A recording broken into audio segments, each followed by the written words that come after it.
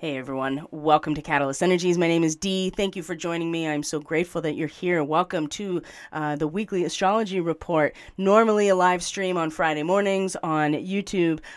This is all recording at this point just because I'm not going to be available this Friday. So I'm recording this on the 2nd, and we're going to look at the astrology, certainly of the weekend coming up. Boy, oh boy, oh boy, we're about to shift some gears in some ways in the next day or so, but also look at the main astrological themes for our first quarter moon. It's going to be on the 7th of June. The moon will be in Virgo, and leading up to Friday the 10th, right? This is for this week ahead.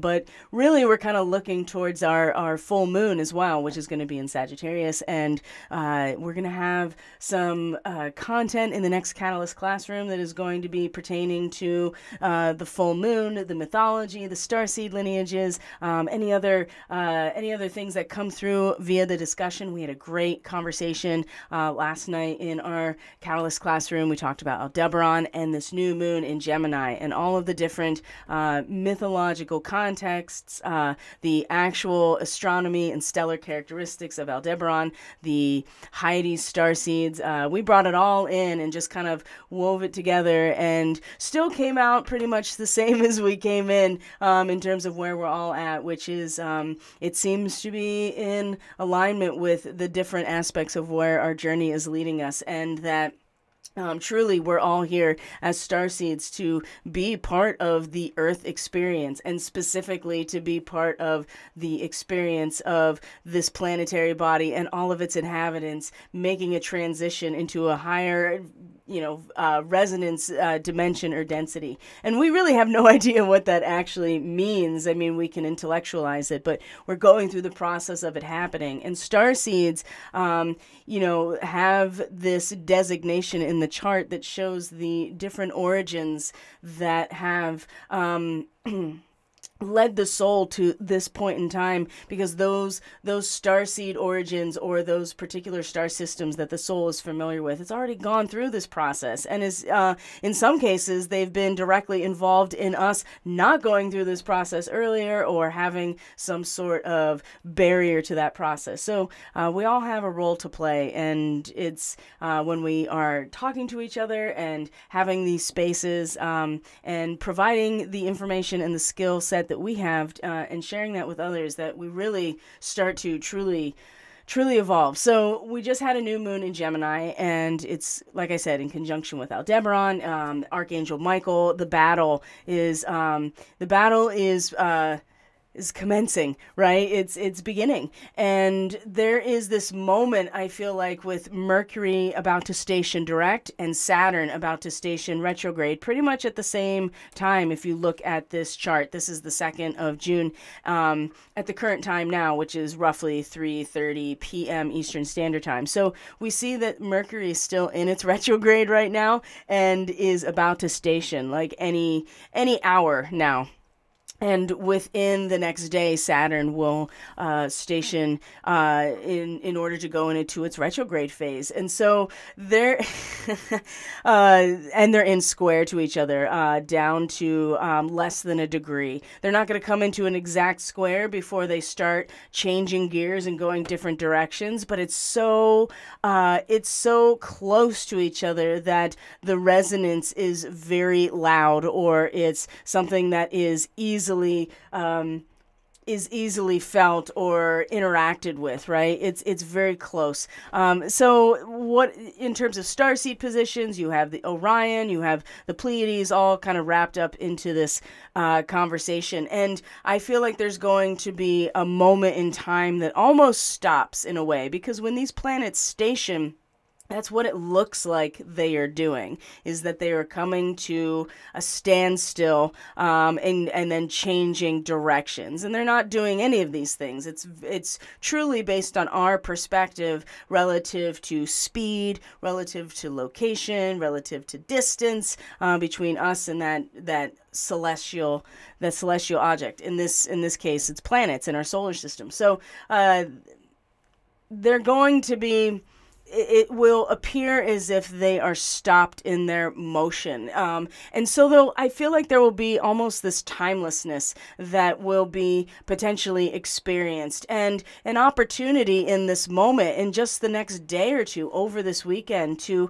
allow for this opening of time and this stasis of the traveling through time to actually maybe consider the echo of a different moment in our own history, especially on this planet. And, this has got the Atlantean and the Pleiadian story all wrapped up in it in terms of these degrees. These degrees in a chart, in a natal chart, especially where Mercury is, would absolutely designate Pleiades because it's in conjunction with the Pleiades starseed. And opposite Leo in these late degrees of Aquarius, these are galactic Atlantean degrees. And of course, this is also in trine to stars in the Orion constellation. And there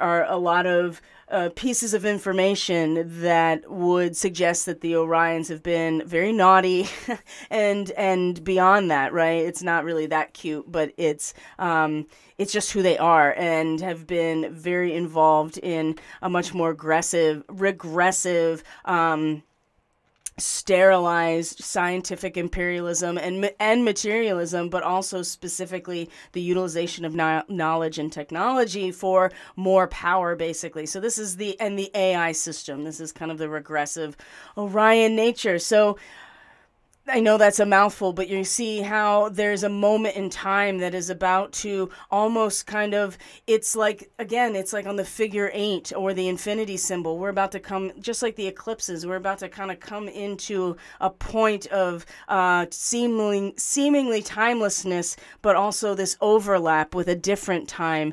And then our perspective in terms of our thinking and our current consciousness is about to start moving forward again after this retrograde. And so things that have to do with projects and contracts and just the flow of data or information or communication or anything, right? Anything that was maybe planned before the retrograde, just not happening.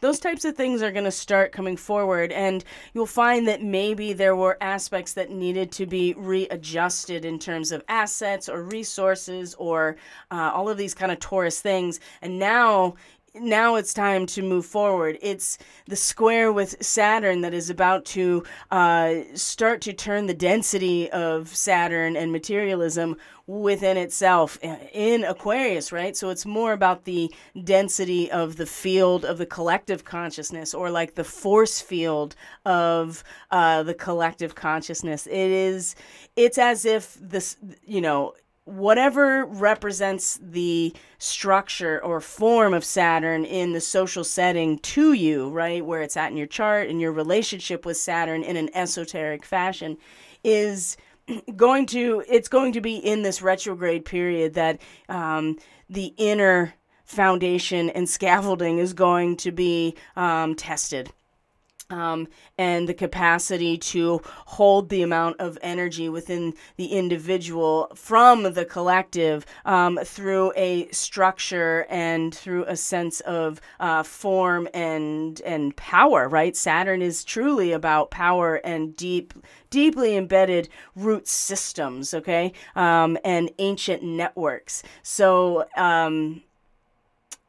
and the fractal geometry of nature unfolding, right? And so when it comes to Aquarius, which is seemingly not physically palpable, but still has a resonance, which is the collective human consciousness on this planet, it's going to be, so does the weight and the density, is it going to be able to withstand, will our structure be able to withstand the density and gravity of itself, right? This is how a star dies, or what happens when a star dies. It collapses in on its own gravity. And the Saturn retrograde, it's going to be tough, but it's going to be necessary, especially for Aquarius people, right? In the first house, this might be a little It might be a little much, or seemingly a little much. It's good to see where Saturn is for you. So this is right away this weekend. This switching gears, and it's a lot more of a graceful and natural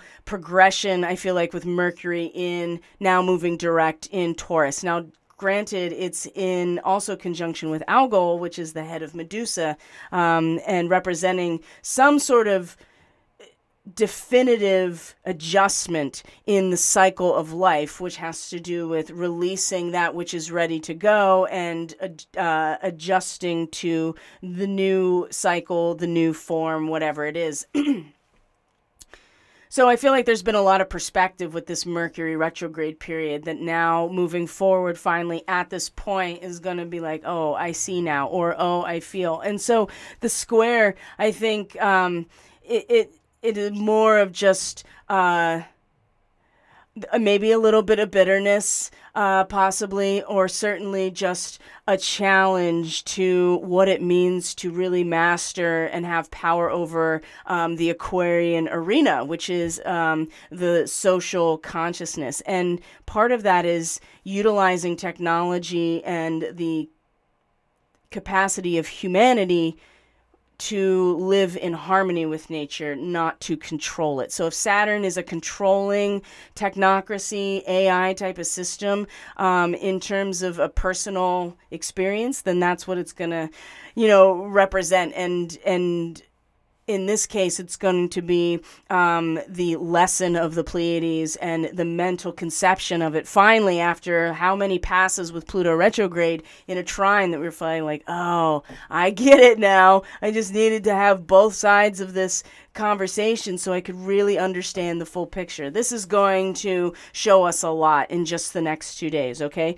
So we have the moon also moving through Cancer, its home sign. So the feels are just off the hook right now, and we're feeling deeply a sense of guardianship and belonging, but also self-esteem and character and inner core establishment where we belong, and that deep intuitive place, right? The nature of it, our sensitivity to this place as well. And we get a lot of information from the Cancerian realm. This is Sirius, right? The moon passing over Sirius. This is the space in which to create, and the priestess in a lot of ways. And the moon representing that part of ourselves that is holding the capacity for growth, is represented by the moon. So that's also amplifying a lot of this experience as well. So, while there seems to be this time stopping in this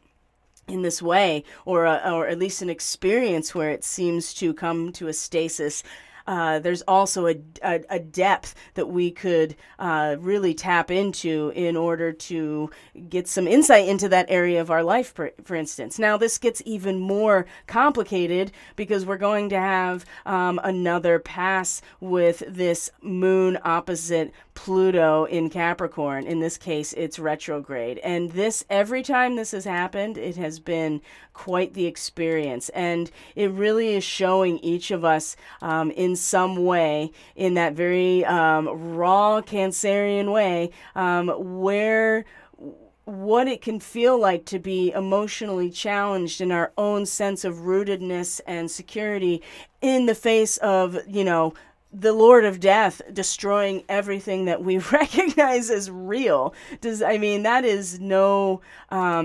is nothing to take lightly necessarily. So every time there is this moon opposite Pluto, we're getting that experience. And if you remember when the sun was here and there was a new moon opposite Pluto like this, boy, oh boy, it was really or no, it wasn't a new moon, excuse me. It was a full moon, and the sun was in conjunction with Pluto, right? Oh boy, it was bright, and it was really, really intense. And so, but we still get this every time it comes around like this. So this is on Friday the 3rd, which is Saturday, also as... Let's see here. We see that Mercury is now stationed. That means it's coming to a standstill from our perspective. And we have this opposition point. So what else is going on during this time? Well,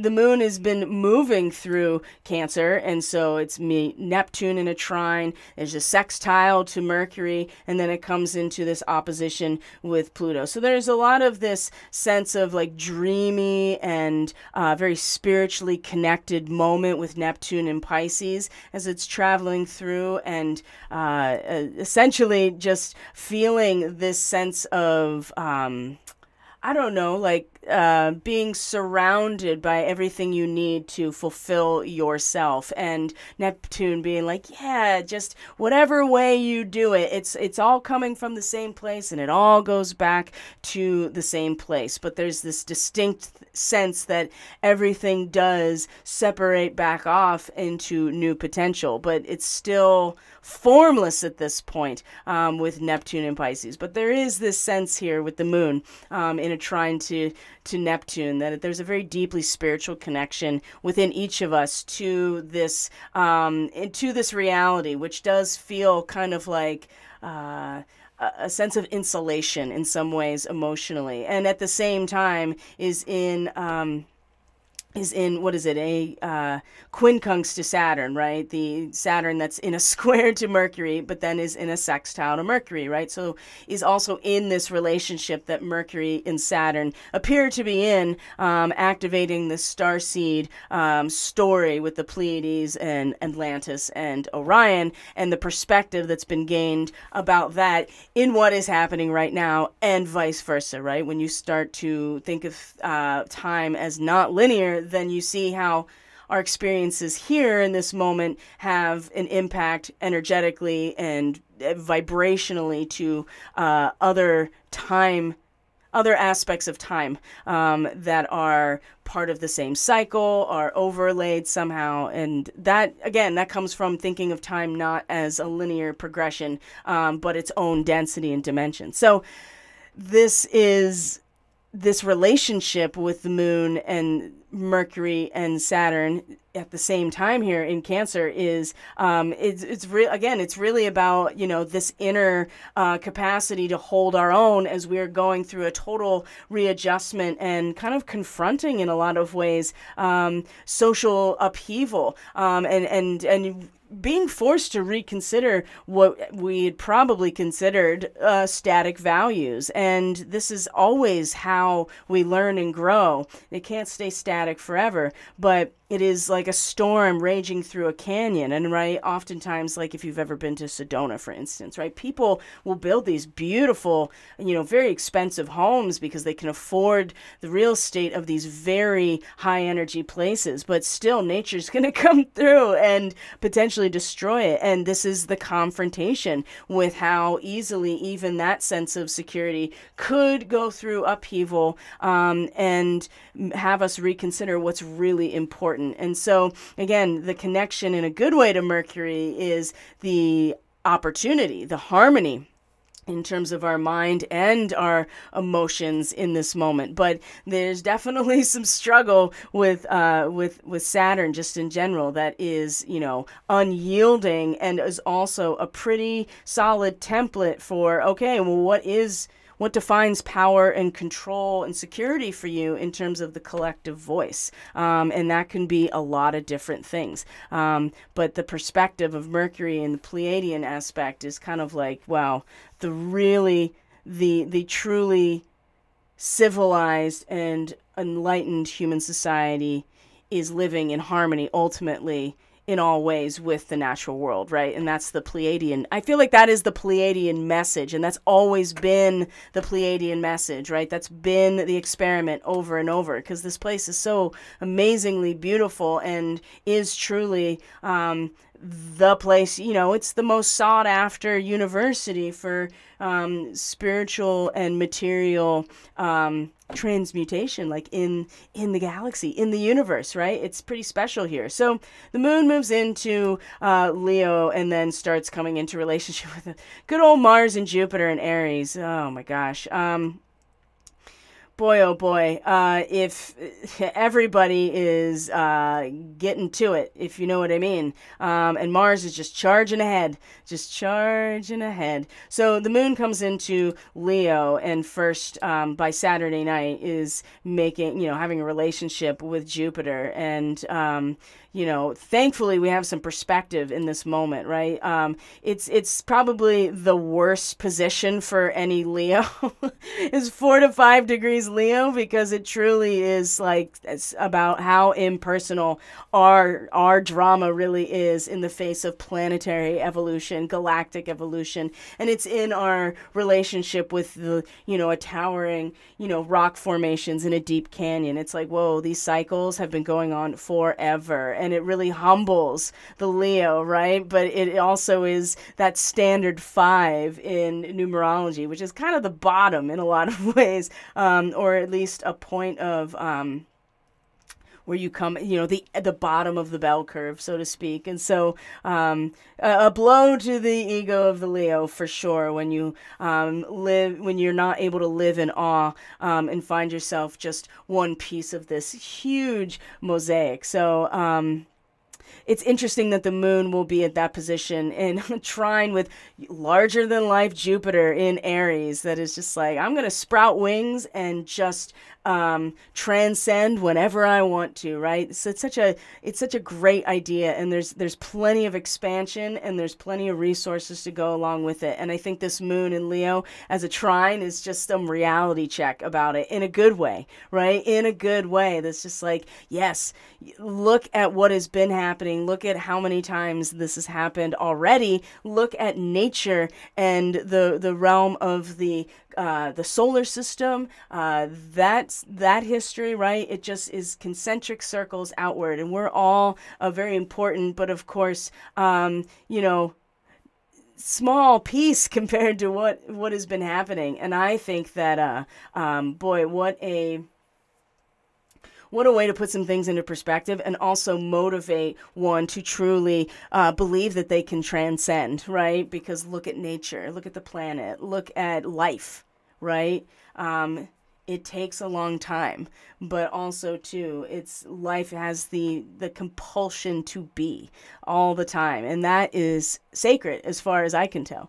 That's at least my personal opinion. So when we move into what is this, Sunday, the moon is in Leo all day, and of course is going to meet Mars. There's going to be a square to Venus, and then come into a sextile with the sun, meet Chiron, right? There's going to be all kinds of fun Leo type of energy all day. What is this, Saturday? Yeah, Saturday, not Sunday. I'm sorry. We're looking at the 4th, which is Saturday. So,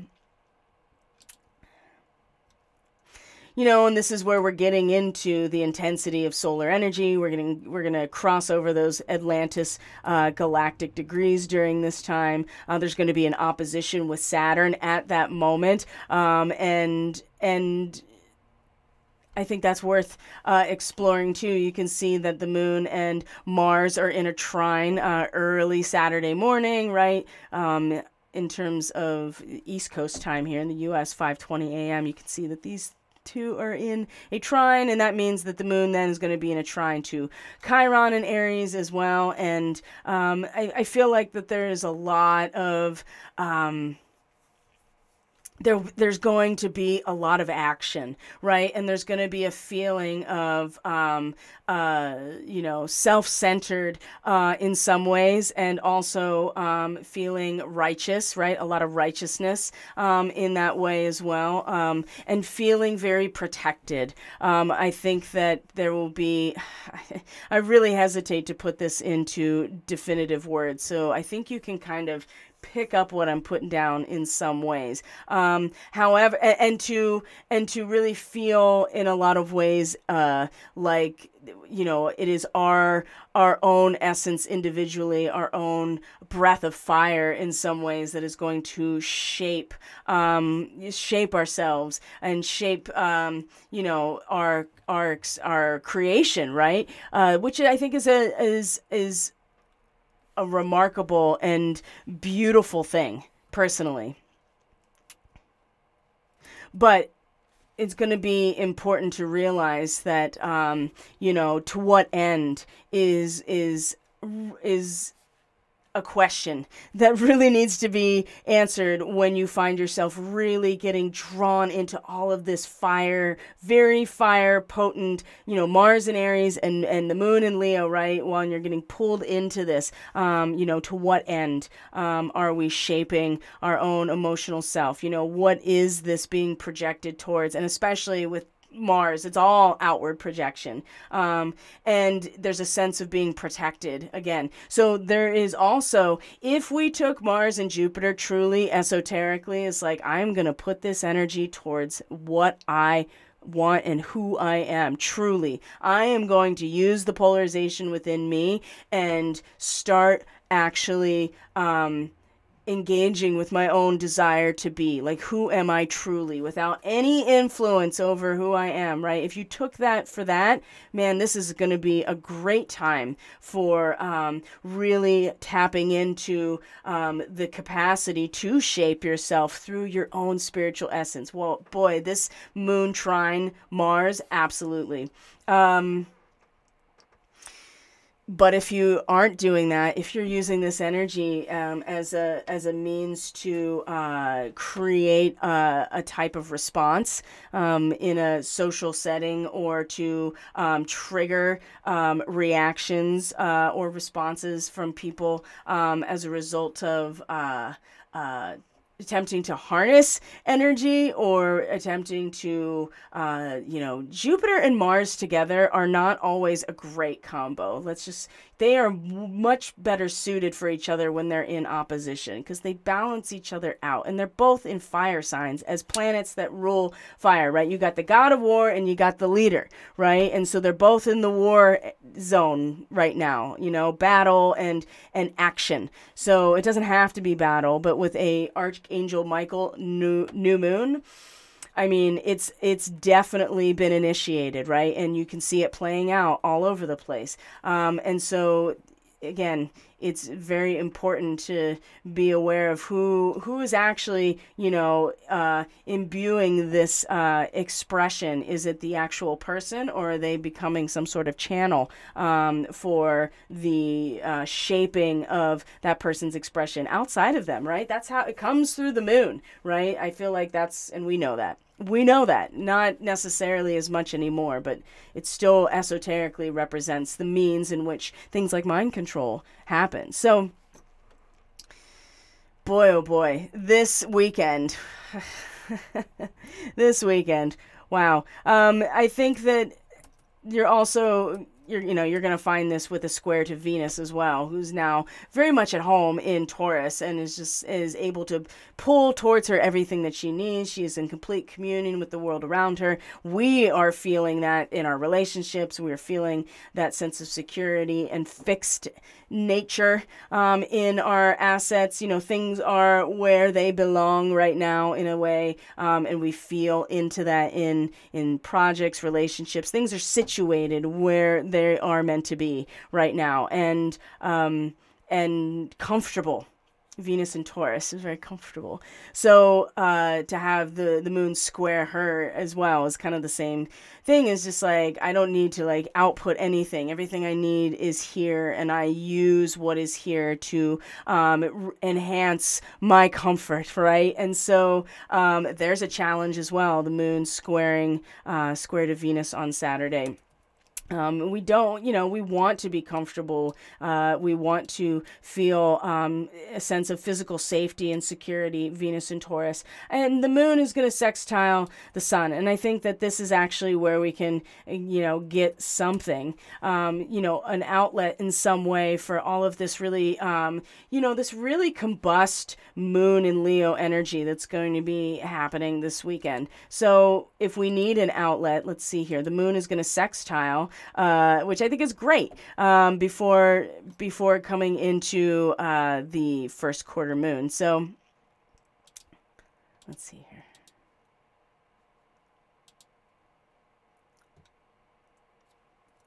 So the moon at 15 degrees of Leo is in a sextile to the sun at 15 degrees of Gemini. So a sextile is a harmonious angle. They really help each other out, and you're really kind of experiencing an inner transmutation in this moment when they're like together like this. And so when you have the sun, it's just about to end that first half of Gemini, which is really about discovery, and it culminates in this capacity to transcend the limitations of the body, right? To be able to actually communicate telepathically, and also beyond that to specifically communicate materially and physically, to take your subjective experiences and be able to understand them through an objective conversation, right? To actually put it to the test, right? And it's not necessarily, you start with the telepathy and then you actually start talking to people in an objective way and being like, oh,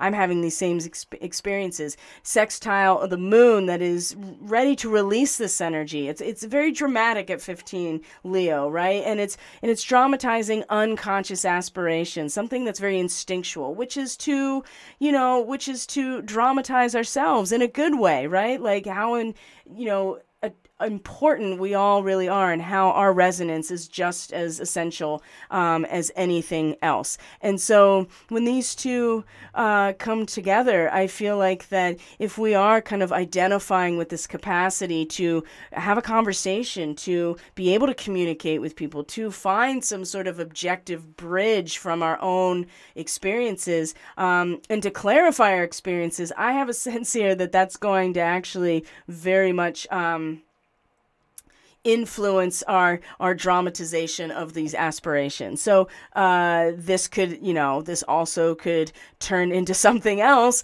and you could get kind of caught up in something that is more about you specifically, and not really about what and it is about you, right? That's what Leo is all about. What about me? And so we're all going to be feeling this. But the opportunity here is to use this energy to actually identify with much more of a knowledge-based, logical, discovery-based approach, right? To actually take this energy and test it, right? Through conversation, through identifying with knowledge in mind. This is part of the sun in Gemini. So the moon is also going to trine Chiron. And I think that, this is something like the sun will come out tomorrow in Annie. And in this moment, boy, I think that this is a great moment. I think that this is a great opportunity to tap into that link between our material and spiritual, and realize that we are not stuck in the past, right? We're not stuck in the past of who we've been, which is what Chiron's all about.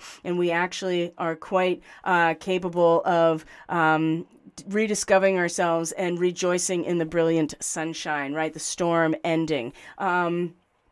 Now, part of that is when you have a trine, there's no influence that really challenges you. It's just a really strong foundational support. So this also gives me a sense that you're going to have to try harder if you want to actually heal some aspects of Chiron. We might find ourselves getting complacent emotionally because there's some sort of event that unfolds that then that we feel has come to conclusion. Now, the square to Uranus right after this does give me right away, it'll just be like, well, you were comfortable for 2 seconds and you got to rejoice in the brilliant sunshine, and it allowed you to realize that you can be whoever you want to be, and in tune to something more than just what you've been told you are, and right away it's like, oh, this feeling of togetherness, and Uranus is just like, what togetherness? There is only you and the now moment that is real. And I think that is also I think it's a great challenge, personally. I mean, you're looking at some Orion type of nature, right? This position of the moon at 17 Leo is in a sextile to Rigel, right? The best foot forward, or the front foot forward of the hunter. So there is a feeling of putting yourself out there that kind of brings about this sense of togetherness and a dedication. But it is dedication of a group individually acting on themselves, their own expression. And in a square to Uranus, as you see here, is not going to, be as easy for people to stay in tune and in harmony with each other, or even in rhythm when the, when the actual ground is moving around, or you find yourself, even that is not doing the trick, right? It is forcing everyone to establish the very nature of the spiritual material issue, which is what Buddha was doing, right, under the Bodhi tree. After all of the external processes that he attempted to learn about and master in terms of spiritual enlightenment, it was really just his own struggle within that he had to, the final piece. And Uranus is just, it's the pathway of our awakening. There's no way around it right now. So knowing where that's going to be happening, where Uranus in your chart is in general, is going to be very important in the coming days and weeks. So Mercury by this point is now moving direct or prograde, and now Saturn is stationing. So by the time we get to, what is this, Sunday, right? Mars is going to, or the moon is going to finish its transit of Leo by the end of the day. And then by Monday, the moon will have moved into Virgo and is going to be in a first quarter square with the sun. So these are two signs. You have two mutable signs, and they're both ruled by Mercury. Mercury is now just stationed direct. It's still in conjunction with Algol. And there's an eruption that is really on deck here within each of us emotionally with this first quarter moon. So this is an external reorganization based on what we have experienced with the new moon. So whatever the new moon brought up for you, what's that battle? What's the commitment? What is the nosedive that you've taken that is now playing itself out? And it's one thing to accept and move back and forth between polarity in terms of ideas and concepts in your consciousness. It's quite another to actually take those things and analyze them and actually create new form from it, which is what Virgo truly is about. And it's through all manner of physical practices. It's taking your resources and your knowledge and putting them into practice. This is what the Virgo does. And so they're very meticulous, they're very detail oriented, they're also about perfection, and they're very dedicated. So, and service is definitely part of the Virgo archetype. So when we look at this first quarter moon that is characterized by even the two sides of Mercury, who in himself or herself or themselves, right? Mercury or Hermes is absolutely non-binary or is binary, right? There's not one. It's not, Mercury is not cisgender. That's my experience of Mercury. So to even have this first quarter moon, this crisis in action, right? A need to reorganize ourselves externally, also reflecting even Mercury must work within, the within Mercury's dialectic and Mercury's polarity, which is the masculine air aspect and the feminine earth aspect. And 17 degrees Virgo is a volcanic eruption, right? It is truly about a catharsis in the individual that is necessary in order for something to be released, So while we may find ourselves really identifying with and finding some sort of identified spiritual sustainment and expression through a sense of mental maturity, it's going to be in the much more visceral experience of the moon in Virgo in terms of our emotions and our feelings that is going to be way more interesting in terms of this first quarter moon. So knowing where Virgo is in your chart, right, is very important, and to lean into it, right? I mean, there's only so much that Gemini is going to take us to. Remember, the 10 of Swords is ruin, and it is ruled by the sun in Gemini, that last decan. So this is already setting us up for all of the opportunities to challenge what otherwise it could be us just trapped in a feedback loop, right? You don't want to end up in the AI artificial system. That's what getting caught in this feedback loop is. You have to make an emotional commitment, and that means being a human, or a being with a soul has to make an emotional commitment and establish this sense of belonging and love and commitment and intimacy with themselves, with God, with the world, with each other. So that'll come with the solstice, and we will talk about that when the time comes, and it's very soon, right? And this is where the sun aligns with 0 degrees Cancer, and we identify that we are at the maximum point of light in the northern hemisphere, for instance, and the phase of the seasons and the light distribution is reached its maximum, and it is now time to start the yin cycle of the year, and that for the northern hemisphere in particular. So we still have some time yet till we really find ourselves identifying at the solstice. What is it that we're gonna really find our stabilization to, because this is where we're descending into, right? Is that total darkness, the nadir, the bottom of the chart. So this, whatever needs to come out from those channels is going to come out, and maybe not so much try to, totally stifle this part of yourself. That would be a recommendation on my part, at least. This is on the first quarter moon. So as we move towards Friday, after this happens, right, the sun is going to sextile Chiron. This is, let's move forward here. Yeah, the sun is going to sextile Chiron. And again, there's much more of this fire-oriented and a sense of identification with the dramatization of a cause, right? The exteriorization of that which we've discovered in terms of learning, of language, of communication, of ideas, right? Concepts, thinking, right? All of these Gemini things, right? Back and forth.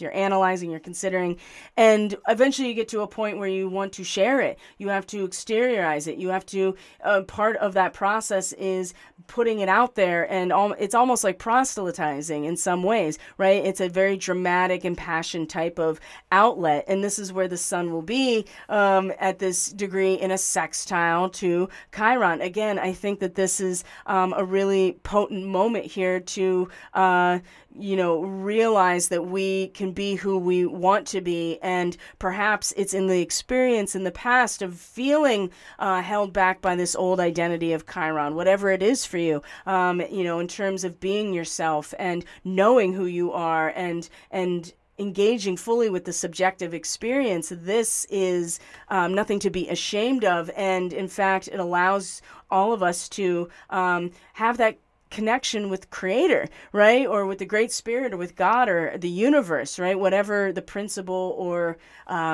expression, whatever that means to you, it's in this realization of our potency in this moment that is really powerful. And I think there's just be a moment of true wanting to share the good word, but I think it will come out of a recognition of how we've been held back from coming to know who we truly are. I think that that's actually really exciting. This was on the 6th, leading up to here. We'll go back. This is on the 6th, leading up to the first quarter moon. So you can see here the sun in a sextile to Mars, just like that. And, Lilith is involved in this process the whole time, and she's in Cancer. So there's this Cancerian element that, the lunar apogee, it's a space that's the furthest away in the moon's orbit, but is still distinctly there and it's distinctly recognized by us in its absence. And so when there's no reflection from the sun, it's just darkness. And so it is very primal and very related to self-preservation as well. And so in Cancer, and she's passing over Sirius right as this is happening. So there's some really deep connections to this inner potency and sensitivity to the inner personal, private life and the family. So, and guardianship. I mean, Lilith in Cancer definitely feels like this guardianship. So when we move towards Friday, here's the first quarter moon. Things seem to kind of mellow out for just a second. Oh, and then the moon in Libra is in a square to Lilith in Cancer. And so as much as we think that we want to, you know, be wishy-washy about how we feel, Lilith in Cancer will not make that possible. It will be impossible. And what is leading up here? Mercury is, here's another trine to Pluto retrograde, this time in its direct motion for its final pass. And so perspective, mature perspective that allows us to see behold the destructive element of Pluto even within us without getting too pulled into the intensity of it, right? It's raw, it's powerful, it's a gaping wound. It is something that we're all feeling within ourselves, and Mercury in Taurus is a lot more pragmatic in terms of our ability to, you know, to conceptualize the full picture and get true understanding. So that's going to be very helpful because it's from here that Venus comes into a conjunction with Uranus in Taurus, right? And this is her home territory. So Uranus and Venus to me are connected. There's a Prometheus aspect that's related to Venus just as much as Aphrodite. And so is Uranus, right, is related to this Promethean spirit of the awakening of the human consciousness and how that came from the spark of God being essentially, you know, given to us in some way. These two come together at 17 degrees Taurus, and it's going to be pretty obvious at this point what is truly, you know, it boils down to this, whatever this is for us. Whether you're the Buddha under the Bodhi tree, whether it has to do with your relationships and or their projects, your resources, your assets, and truly your security, your comfort, and a experience of magneticism that Venus, especially in Taurus, represents. Is going to it's not necessarily going to distill it so much as just, you know, break it all down to, you know, precisely what is, you know, where is the battle embodied in all of us, right? And it's going to be an awakening moment again, and this is on the 11th of June. So we're leading up to the full moon here, and as we get into next weekend, and the 14th is the full moon in Sagittarius. It's definitely worth just looking at. We'll talk more about it next week for sure. But it's on Flag Day here in the United States. It's President Trump's birthday on the 14th, right? And as you're going to see, if we just go back just a little bit and see where it's exactly at this full moon, you're going to see that this is another, you know, this is a starseed activation for Arcturus, a starseed activation for opposite Orion as well. And this is a pretty powerful moment, and it's not eclipsed. And so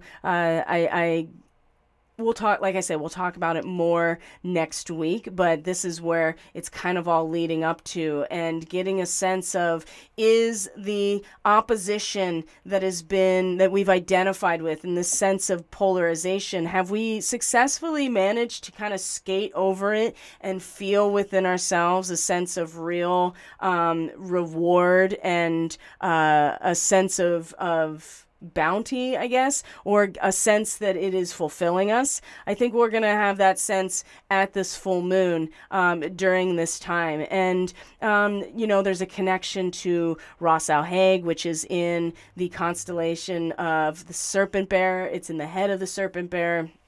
And then, like I said, this is a strong activation of Arcturus, right? Gemini is in a trine to Arcturus, and Sagittarius is in a sextile, and you're also talking about Orion. So this full moon is also going to bring out, you know, the difference between knowledge and understanding in terms of all of us. It'll be a culmination point, and specifically where our strength, we will have a good sense of where our strength, our inner strength is actually coming from, and if it's going to lead us where we truly want to go. I think that that's where we're all leading up to the full moon. So when this new moon, or this first quarter moon in Virgo comes about next week, after all these shenanigans with Mercury squaring Saturn, and they're both switching gears, right? And all this energy with Lilith in Cancer, whatever this cathartic volcanic eruption that really wants to come out, it's important not to totally suppress it, because if you see here, Mars is actually going to be conjunct Chiron on the same day as the full moon, and so depending on what has been able to free itself from our own inner process, right? Whatever that is, it's going to be important that we're aware of it, because Mars meeting Chiron like this, it's either going to be total mind control, and through manipulating people's triggers and their doubt and their shame, right, and getting them to act from this place, or it's going to be truly people acting in accordance to who they really are and healing this old wound and stepping into the master teacher part of Chiron instead of the wounded healer part of Chiron. That's very exciting, but it's very intense time. People really are struggling. It's okay if you are, and it's okay that you acknowledge that they are, because it is this slow death march in some ways. And we talked about this in the Catalyst classroom, right? It would be so much easier if there was this Band-Aid that ripped off, and we're all feeling the buildup. And we have been for a while, but it's been substantial since definitely the eclipse. And if we are, well, I've said too much. That's what it feels like. I think it's time to just leave that thought there. The idea here is that if there was a Band-Aid to be ripped off, wouldn't it just be that much easier? Because it would just be like, okay, the head has been chopped off, and maybe with Mercury retrograde, maybe Mercury stationing direct with Algol and the Pleiades, perhaps that will be this sense of like, oh, but I think it's much more of a, natural approach, which is also feels drawn out and painful on the other side of things for people that seem to be waking up, but part of them is not. And I know that on the surface, people seem like they're still kind of asleep, whatever that means to you. But I get the sense, and I've experienced in my own way, that they are listening and they're responding to people who are providing information when asked and leading by their example. So if you've chosen or not chosen to do things or to express yourself in a certain way, not trying to impose it on anyone, it's getting through. It's important to realize that what we're being asked to do, and not everybody's in the same place with it and has different soul contracts around it, is to really go through Pluto and Capricorn like this. And just imagine when this country, for instance, if you can, was being founded, and the same things with Pluto in Capricorn were kind of going on as they were signing the Declaration of Independence, and the sun was conjunct Sirius, and knowing that and whatever their esoteric or spiritual mechanisms for making those choices, and motivations, it's clear that there was a recognition that, the sun and the light of the sun needs a space in which to, in which to even shine. And I feel like that was almost the intention of the beginning of this country. That's just my personal opinion based on what I know about the chart. So imagine at that time, everybody was conflicted. They were divided. Some people wanted to stay with the establishment because it meant security, and it meant a sense of not being left out to dry, essentially, and that there was political power that was backing them up from Britain. But then there were other people that were like, no, we can be who we want to be. And that's the great experiment again. And so that's what we're all kind of living out again.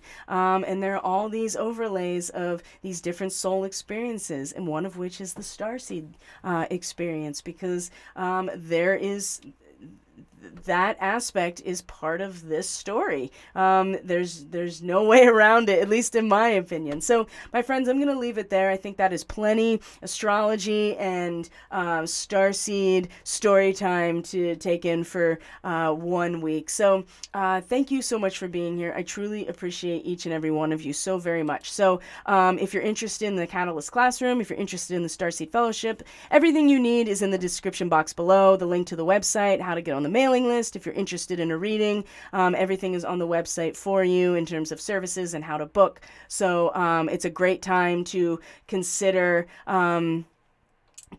either some energy work or a reading, or just to touch base and see what's going on. And especially if you feel like you're struggling, I definitely have people coming to me for readings that are in that space right now, and they just need, a little bit of recalibration. And this is what astrology can be really useful for, is just to help recalibrate your own soul's compass that is part of the blueprint, right? It's like a map. So sometimes, it's great to have a map, but if your compass is not calibrated correctly, or you just haven't looked at the map in a while, perhaps it's time to look at it again. So this is what I offer. So thank you for being here, and I truly appreciate each and every one of you so much. So I'll see you on Monday for the Starseed Ministry, and I'll see you on social media, on Telegram if you're there. So take care of yourselves. I love you guys. Peace out.